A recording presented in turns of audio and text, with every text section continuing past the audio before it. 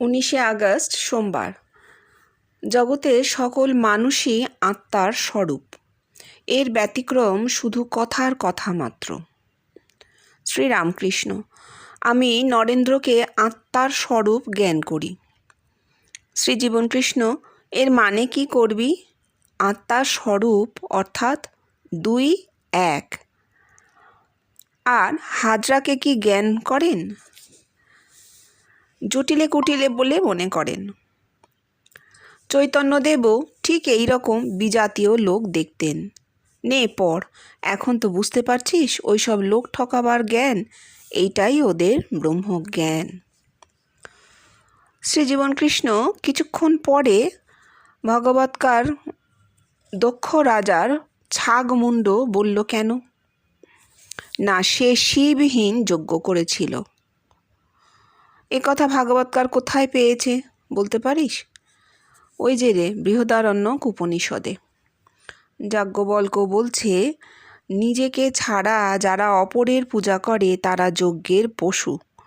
শ্রীমদ্ভাগবত 2য় অধ্যায় 4th স্কন্ধ 23 নম্বর শ্লোকে ছাগমুণ্ডের কথা আছে। ব্যথা কোথায় জানিস? এই রূপক ধর্মে মানুষের কি কল্যাণ হয়েছে? সাধারণ মানুষের ধর্মান্ধতার কি সুযোগই না হাতে তুলে দিয়েছে। শিব মানেই বা কি, ছাগমুণ্ডই বা কি, কি তাদের ধারণা? অথচ মানুষকে তারা গালাগাল দিয়েই গেল, কোলে তো তুলে নিল না। কেউ তো নিজেকে বিলিয়ে সকলকে এক করে নিল না। তবে গালাগাল দেবার অধিকার তোমাদের কি আছে? তাহলে এই যে চৈতন্যদেব বলো বা ঠাকুর, এরা দুজনেই একটা ভেদ এদের মধ্যে ছিল, কাজ করেছে। ঠাকুর বলছেন নরেন্দ্রকে আত্মার স্বরূপ জ্ঞান করি, বাকিদের করি না। হাজরাকে তো মোটেই করেন না। আর চৈতন্যদেবও বলছেন বিজাতীয় লোক দেখে প্রভু করেন ভাব সম্বরণ। অর্থাৎ দুজনের ক্ষেত্রেই আমরা দেখতে পাচ্ছি যে এরা একটা ভেদ রেখেছিলেন। এই ভেদটা কিসের? দেহের ভেদ। দেহের গুণ অনুসারে মানুষের মধ্যে একটা ভেদ কাজ করেছিল এদের। এর মানে এই নয় যে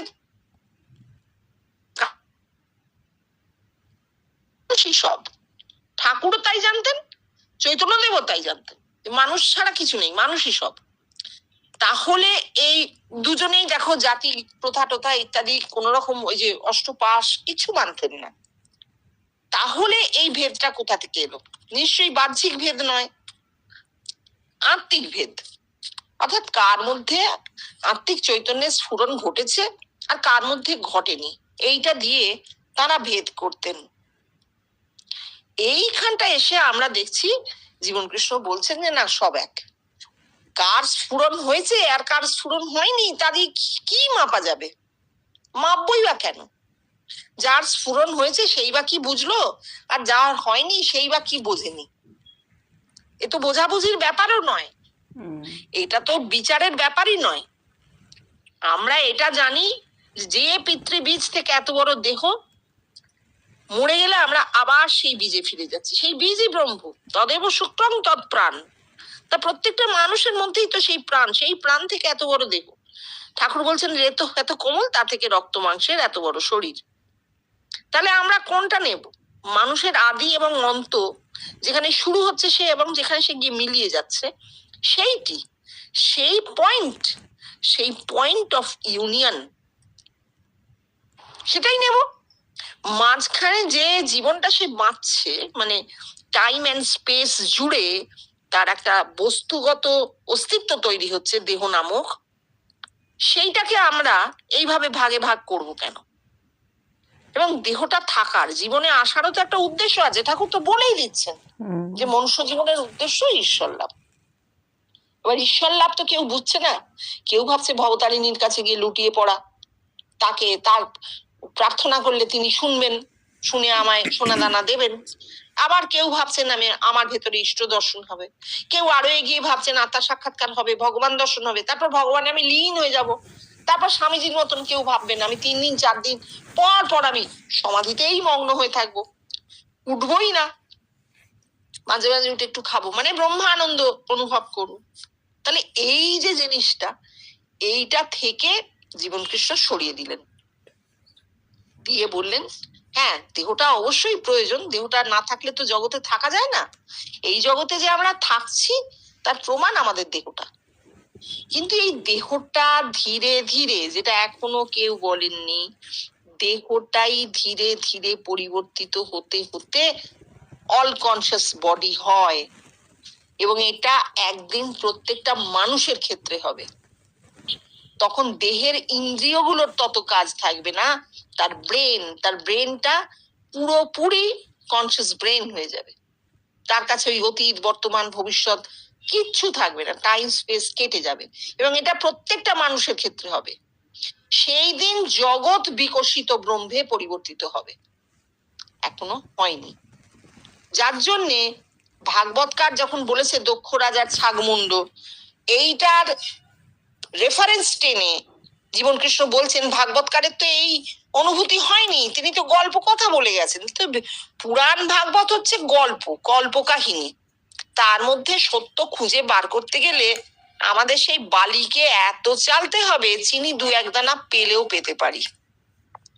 আসল কথাটা কোথায়? আসল কথাটা যাজ্ঞবল্ক্য বৃহদারণ্যকে বলে গেছেন যে নিজেকে ছাড়া যারা অপরের পূজা করে তারা যজ্ঞের পশু। তাহলে নিজেকে ছাড়া আর আছেটা কে? দুটো আমি, একটা হচ্ছে আমি এই দেহ, আর একটা হচ্ছে জগৎব্যাপী আমি, যে আমিটার কিন্তু কোনো দৈহিক অস্তিত্ব নেই, দেহাতীত অস্তিত্ব, যেটা মাথাতে বোধ হবে।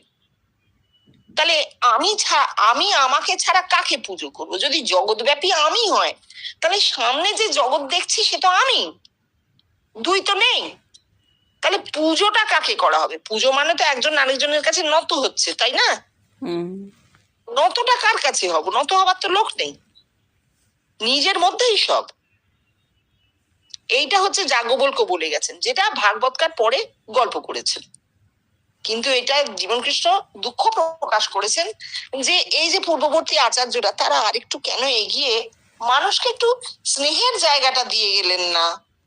কেন তারা বললেন না যে তোমরা ভালো হয়েছে, তোমরা এগিয়েছো, তোমরা আরো পাবে, আরো এগিয়ে যাবে, আরো পাবে। কিন্তু হ্যাঁ, ঠাড়ে ঠোড়ে বলেছেন, ঠাকুর বলেছেন যে ব্রহ্মচারীকে দেখা গেল, আরো এগিয়ে যাও, চন্দনের বন, তারপর রূপার খনি, তারপর সোনার খনি, এইভাবে ঠাকুর বলেছেন, আশ্বাস দিয়েছেন, দেননি তা নয়, কিন্তু আরো আরো আরো স্পষ্ট করে।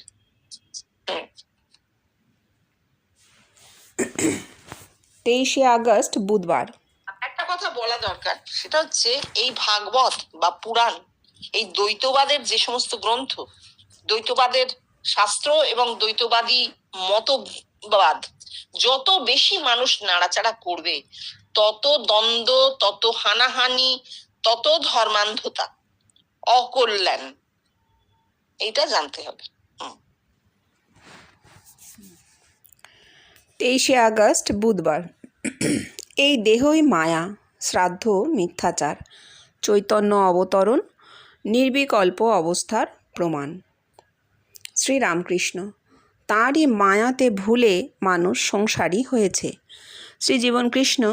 এই মায়াটি কি জিজ্ঞাসা কর, বলবে খন সবই সব মায়া হ্যায়। মায়াটি কি গো? দেখ, কাশ্মীরি সাইবেজমে বলছে এই সব মায়াবাদীরা ডুয়ালিস্ট ইন অ্যানাদার ফর্ম। মায়া ওরে কিছু না, একটা মানুষের দেহের কথা বলছে, মরা মানুষের নয়, জ্যান্ত মানুষের দেহের কথা বলছে। মৃত্যুর পরে কিছু নেই রে বাবা। ওরে কাকে এ কথা বোঝাই রে? আমি কাকে এ কথা বলি যে জ্যান্ত মানুষই সব? শঙ্কর বলছে মনুষ্যত্বং মুমুক্ষত্বং মহাপুরুষ সংশ্রয়। তবু যা হোক, সে বলেছে মনুষ্যত্বং। ঠাকুরও সে কথা বলছেন, কিন্তু যেন জড়ো সড়ো হয়ে। কি বলছেন বল দেখি? আরে ওই তো বলছেন না, শ্রাদ্ধান্ন খেও না, আর তারপরেই ছুটলেন তর্পণ করতে, তবু হাত দিয়ে জল গলে পড়ে যাচ্ছে। এতে মানুষ কিছুই বুঝবে না। এই সব লোকের কাছে যদি কেউ বিধান নিতে যায়, বলবে খন হ্যাঁ, মা বাপের ছাদ্য যার যেমন সাধ্য সে সেই রকম করবে। আর আমার কাছে যদি কেউ জিজ্ঞাসা করে শ্রাদ্ধের কথা, বলে দেব তাকে শ্রাদ্ধ মিথ্যাচার। হ্যাঁ, ঠাকুর এই যে মায়াতে ভুলে মানুষ সংসারী হয়েছে। এই মায়াটি কি? জীবন কৃষ্ণ জিজ্ঞেস করছেন। আমার দেহটাই আমার মায়া। তুমি যদি বলো সন্তান, সংসার, বন্ধু বান্ধব, অর্থ সম্পদ, এসব মায়া না, না, এগুলো হচ্ছে উপচার। দেহের চারপাশে এগুলো জড়ো হবে। দেহ দিয়ে আমি এগুলোকে আকর্ষণ করে এনেছি। আমার সন্তান আমারই এক্সটেনশন, তাই না? তাহলে আসল মায়া কোনটা? দেহটা। একটা ভিখিরি কেন বেঁচে থাকে? তার তো কিচ্ছু নেই, তার তো খাবার পর্যন্ত জুটছে না, রাস্তায় বৃষ্টিতে জলেতে গাছের তলায় বসে আছে। তাহলে সে কি করে বেঁচে আছে? কিসের আশায়? ওই দেহ মায়া, এই মায়া তাকে বাঁচিয়ে রেখেছে জোর করে। এইটাই হচ্ছে কথা। এইবার মানুষের দেহ, যেটা উনি বলছেন জ্যান্ত মানুষই সব, হ্যাঁ অবশ্যই। ওই ভিখিরিটাও যে বেঁচে আছে তার দেহে প্রাণ আছে বলে। মৃতদেহের কথা হচ্ছে না। মৃত্যু মহতী বিনষ্টি, একদম সোজা কথা। কোনো পূর্বজন্ম পরজন্ম কিচ্ছু নেই। কেউ মরে গিয়ে কোনো স্বর্গে উঠে যাবে না, মরে গিয়ে নরকেও যাবে না। ওসব কবির কল্পনা,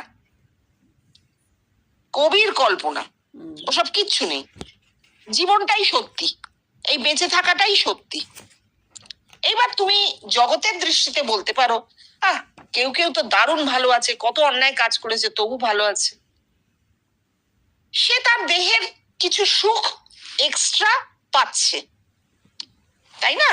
কিছু সুখ সে একটু বেশি অনুভব করছে। কতটুকু বেশি? সন্দেশটা মুখে দিলে জিভ পর্যন্ত গিয়ে তারপর আর তার স্বাদ নেই। গলায় যেই সন্দেশ ঢুকে গেল, মানে কয়েক সেকেন্ড, সন্দেশের অনুভূতি কয়েক সেকেন্ড, তাই তো? একদম। তাহলে কি হলো? কি লাভ? এই যে সে সামান্য সুখ আমার থেকে বেশি পাচ্ছে, তাতে আমার সেখানে কি স্থাপত্যি আছে?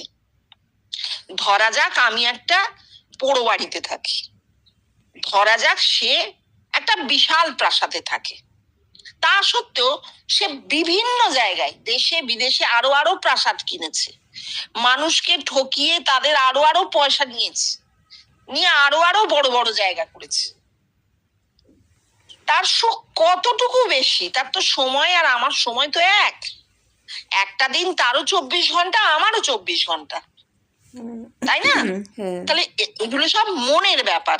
তার মনে হচ্ছে, তার মনে মনে সে সারাক্ষণ রোমন্থন করছে যে আমার দুবাইয়ের বাড়িটায় যাব, আমার আমেরিকার বাড়িটায় যাব, আমি প্লেনে করে এই উড়ে গেলাম, গিয়ে রইলেও হয়তো কিছুদিন, মানে বস্তুতে।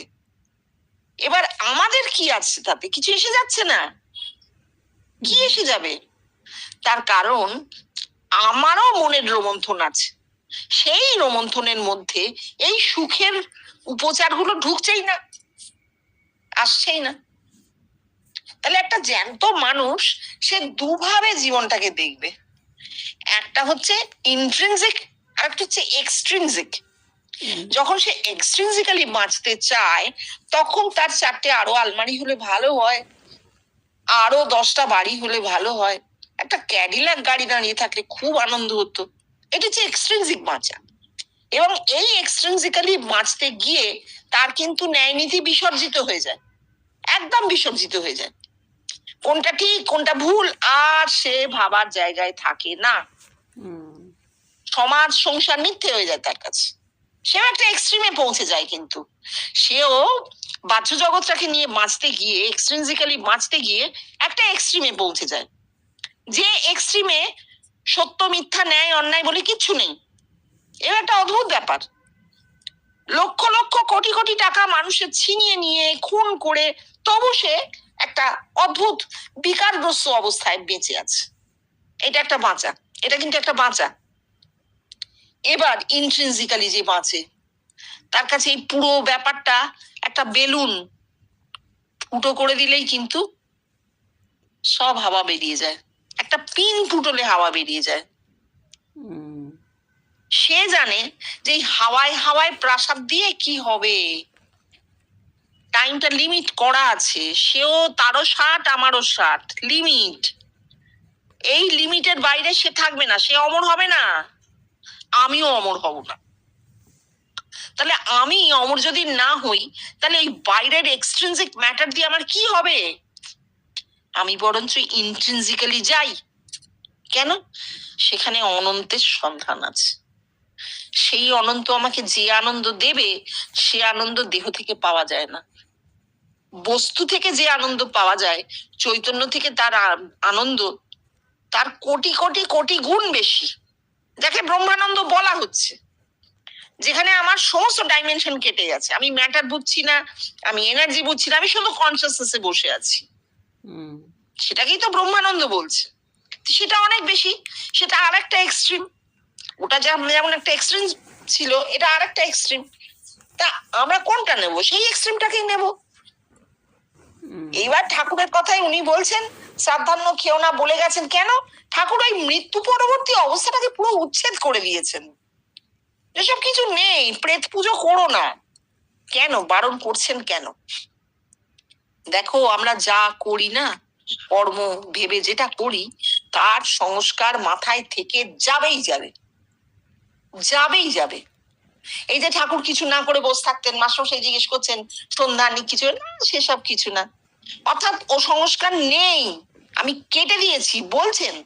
ওসব প্রথম প্রথম একবার করে নিতে হয়। তাকে করতে হয়েছিল না, মানুষকে। যে মানুষ সবে চৈতন্যের সন্ধান পাচ্ছে, পুরোটা ধরতে পারছে না, তার ভেতর থেকে তাকে দিয়ে ওইগুলো করায়। তারপর সেটা নারকেল গাছের বেল্ল যেমন খসে যায়, আপনি খসে পড়ে। আর যখন শ্রাদ্ধান্ন খেও না বলছেন, তখন তো তিনি পুরোপুরি ভাবে উচ্ছেদ করে দিচ্ছেন যে মৃত মানে মৃত। যে মুহূর্তে তুমি শ্রাদ্ধের অন্ন খেতে যাচ্ছ বা শ্রাদ্ধে গিয়ে বসছো, তুমি প্রেতের পুজো করছো। প্রেত মানে তো নেই, কিন্তু তুমি কি করছো? তুমি একটা জ্যান্ত মানুষ ছেড়ে, প্রাণ ছেড়ে নিষ্প্রাণের পুজো আহুতি দিচ্ছ। এটা তোমার মাথায় চেপে থাকবে, এই সংস্কার তোমার মাথায় থেকে যাবে। এবং সেই সংস্কার থেকে তুমি কি করবে? সমানে মূর্তি তৈরি করবে, ফুলের মালা আনবে, ধূপ জ্বালবে। নেই নেই নেই, যা নেই তার পুজো করতে নেই, ওটা মিথ্যাচার।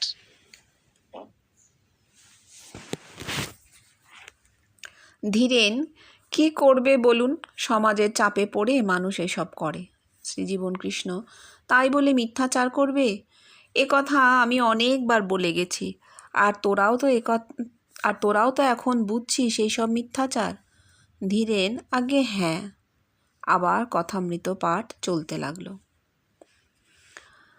শ্রীরামকৃষ্ণ আমি বেশি কাটিয়ে জ্বলে গেছি। শ্রীজীবন কৃষ্ণ বেশি কাটিয়ে জ্বলে গেছি এর মানে কি জানিস? চৈতন্য সাক্ষাৎকার। তা তিনি দেখলেন লাল চীনে দেশলাইয়ের আলো, আর আমি দেখলাম লাল দীপকের আলো দপ করে জ্বলে উঠল। চৈতন্য সাক্ষাৎকার হলো মানে আমি জ্বলে গেল, রইল কি? চৈতন্য। সেই চৈতন্যের অবতরণের সময় বহু অনুভূতি আছে। শ্রী ভগবান দেহেতে অবতীর্ণ হচ্ছেন। তিনি ঋষি রূপে সাক্ষাৎকার হয়ে বলেন চৈতন্য অবতার হয়ে আসছেন। ঋষি নেমে এলেন শূন্য থেকে, আর নিকটে এসে শূন্যেই রইলেন। তার বিরাট স্থূল দেহ, বিশাল বক্ষস্থল আর পাখির পালকের মতন মোটা শক্ত দাড়ি বুঝিয়ে দেয় ইনি পুরাতন পুরুষ। এর পরের দর্শন চৈতন্য, যে চৈতন্যে জগৎ চৈতন্য। সহস্রারে দপ করে জ্বলে উঠল লাল দীপকের আলো। দেহে চৈতন্য উদ্ভূত হল, এই চৈতন্যের অবতরণ। প্রথম সহস্রার থেকে কণ্ঠ, দ্বিতীয় অবতরণ সহস্রার থেকে কোটি দেশ পর্যন্ত জ্যোতি রূপে এই অবতরণ। জ্যোতির সেই রূপ অবর্ণনীয়। তারপর মানুষ রতন অবতার, মানুষের ভেতর মানুষ রতন। একে দেখতে পাওয়া যায় দেহের মধ্যে। এরপরও বহুবিধ অনুভূতি আছে, আমার যৌগিক রূপে দেখে নিস। নে পড়। হ্যাঁ, তো এটা পুরোটাই উনি অবতরণ সম্পর্কে বলে গেছেন, মানে অবতারের দেহে কি হয়, নিগমে কিভাবে কিভাবে নামে বলে গেছেন। ঠাকুর বলছেন বেশি কাটিয়ে জ্বলে গেছি। তার আগের কথাটা কি, তোমরা বেশ আছো সাড়ে মাতে। নকশ খেলা জানো, তোমরা বেশ আছো সাড়ে মাতে, আমি বেশি কাটিয়ে জ্বলে গেছি। এইটা ঠাকুরের পুরো কথাটা। তো নকশ খেলাটা কি, ওই চাল দিয়ে দিয়ে খেলা। আমরা জীবনে খেলতে এসেছি তো খেলছি, নকশ খেলা খেলছি, চাল দিয়ে যাচ্ছি একটার পর একটা। কেউ ভেবে ভেবে দিচ্ছে, কেউ না ভেবেই দিয়ে দিচ্ছে, ঠিক আছে। তো এই নকশ খেলায় ঠাকুর বলছেন তোমরা বেশ আছো সাড়ে মাতে, অর্থাৎ যোগে ভোগে, তোমাদের খানিক ভোগ খানিক যোগ, বেশ আছো, রসস্থ, শরীরে রস আছে, বিষয় রস আছে। আর আমি বেশি কাটিয়ে জ্বলে গেছি। জ্বলে পুড়ে গেলে কি হয়, রস তো থাকে না, শুকনো নিরস, মানে বিষয় রস আর নেই তার। জ্বলে যাওয়া মানে আগুন, চৈতন্য। এই চৈতন্যের অবতরণ কিভাবে কিভাবে হয় উনি বলছেন। উনি কিরকম দেখেছিলেন, যে ওই দীপকের আলো, দীপক হচ্ছে একটা মশাল, সেই সময় দীপক ব্র্যান্ডের মশাল ছিল, খুব বড় করে জ্বলে উঠত। তো ঠাকুর চীনে দেশলাইয়ের আলো দেখেছিলেন, সেই চীনে দেশলাইয়ের আলো লাল নীল নানা রঙের একটা বেশ বড় আলো হয়, সামান্য দেশলাইয়ের আলোর মতন নয় সেটা। সে জায়গায় উনি দেখলেন দীপকের আলো, মানে সামান্য মশাল নয়, আরো বড় মশাল, মানে আরো বেশি করে। কি হচ্ছে এটা, ওনার আর ঠাকুরের মধ্যে কিন্তু কোনো তুলনামূলক আলোচনা চলছে না। ব্যাপারটা হচ্ছে ইভলিউশন। যখন প্রথম বাল্ব বেরোলো, যত ওয়াটের বাল্ব যতক্ষণ জ্বালানো যেত, এখন তার থেকে সমানে ইনোভেশন চলতে চলতে কোথায় এসেছে বাল্ব, ঠিক সেই রকম। হ্যাঁ, ঠাকুরের মাথায় যে আলোটা তখন জ্বলেছিল, ইনোভেশন মানে ইনোভেশন বলবো না, ইভলিউশনের মাধ্যমে ওর মাথায় তার থেকে অনেক বড় হয়ে জ্বললো। এটা তো জ্বলতে হতো, তা না হলে তো জগৎব্যাপী তো আসতো না। তারপরে চৈতন্য সাক্ষাৎকার, আমি কি জ্বলে, আমি বেশি কাটিয়ে জ্বলে গেছি, এই আমিটা জ্বলে যায়, অহংকারটা জ্বলে যায়। কোন আমি, এই দেহ আমি জ্বলে যায়, একদম জ্বলে যায়। জীবন কৃষ্ণ যখন ঋষিকে সাক্ষাৎকার করেছিলেন, চৈতন্য শীঘ্রই অবতার হয়ে আসছেন, তিনি বোঝেননি এটা কি। তিনি ভেবেছিলেন চৈতন্য দেব আবার আসবেন, পরিষ্কার। তার মনে হয়েছিল চৈতন্য দেব আবার আসছেন, আবার কোথাও অবতার হয়ে চৈতন্য দেব জন্মাবেন। দেখো, দর্শন, নিজের দর্শনের মানে কিন্তু নিজেই তক্ষুনি বুঝতে পারেননি, বহু পরে বুঝেছেন, বহু পরে। ঋষি যে একজন পুরাণ পুরুষ সেটা তার দর্শনের মধ্যে পরিষ্কার ছিল। ঋষি, প্রচুর প্রাচীন ঋষি, একজন পালকের মতন মোটা মোটা দাড়ি। এই যে ঋষিকে দেখার অনেক পরে তার ওই দপ করে আলোটা জ্বলে উঠলো, সহস্রার থেকে কণ্ঠ পর্যন্ত। প্রথমে এটাও বোঝেননি, জ্বললো। তারপর সহস্রার থেকে একেবারে কোমর পর্যন্ত সেই আলোটা দপদপ করে জ্বলতে জ্বলতে নেমে এলো, গোটা শরীরটা যেন জ্বলে গেল। এরও পরে, অনেক পরে তিনি বুঝেছিলেন যে ঠাকুর এই বেশি কাটিয়ে জ্বলে গেছি বলতে কি বুঝিয়েছেন।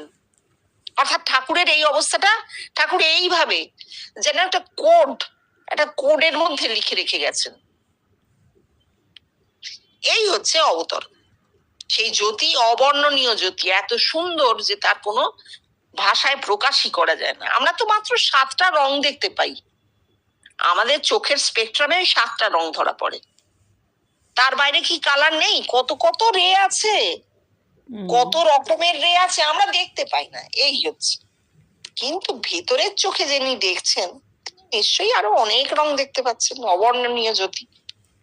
তারপর মানুষ রতন, প্রমাণ হয়ে গেল যে মানুষই রতন, মানুষ সব, আর কিছু নেই।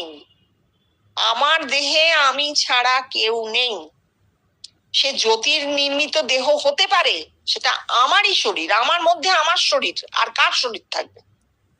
হ্যাঁ, আমি অনিন্দিতা নই, কিন্তু ওই আমিটা রূপ ধারণ করে, প্রত্যেকের আমিটা রূপ ধারণ করে। দেহ ধারণ করে যে আমিটা ঘুরছে সেটা সীমিত, কিন্তু ভেতরের যে আমিটা সেটা অসীম। সেটা এইভাবে দেখা হলো। এখন কথা হচ্ছে এটা সবাই দেখবে, তাহলে এটা তাহলে সবাই দেখার কথা না, এইটা সবার হবে না, এটা বেশটি যুগে কোটি কোটি মানুষের মধ্যে একজনের হয়। অতএব এটাকে ধর্ম বলা যাবে না, এ সর্বজনীন নয়।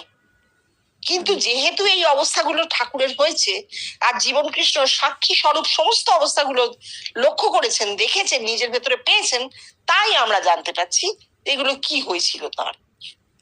তাদের এই জিনিসগুলো হয়ে কি হয়েছে, ওই সাধনের স্তরটা শেষ হয়ে গেছে, একদম কমপ্লিট হয়ে গেছে। তারপর সমষ্টির উত্তরণ এবং সেখান থেকে জগৎ বিবৃত। এখন সারা জগৎ জুড়ে জগৎ বিবৃতের সাধন চলছে, মানুষ বুঝুক না বুঝুক কিচ্ছু এসে যায় না। বিবর্তনকে সবাই বুঝবে এমন কোনো কথা নেই। পৃথিবী যে ঘুরছে, এই পৃথিবীর ওপর শুয়ে শুয়ে কি আমরা সেটা টের পাচ্ছি? সেটা ঘুরছে। তো সেইটাই বলছি, শুধু পৃথিবী কেন, সমস্ত সেলেস্টিয়াল বডি, এমনকি গ্যালাক্সি পর্যন্ত কত, আমার মেয়ে বলছিল কত কিলোমিটার বেগে যেন সমানে ছুটে চলেছে। তার মানে কি, মহাশূন্যে কোনো কিছুই থেমে নেই, সমস্তই নিরন্তর একটা গতির মধ্যে ঘুরছে। আমি টের পাচ্ছি না বলে সেটা থেমে যাচ্ছে তা তো নয়, থেমে কিছু নেই। টুকু নেই।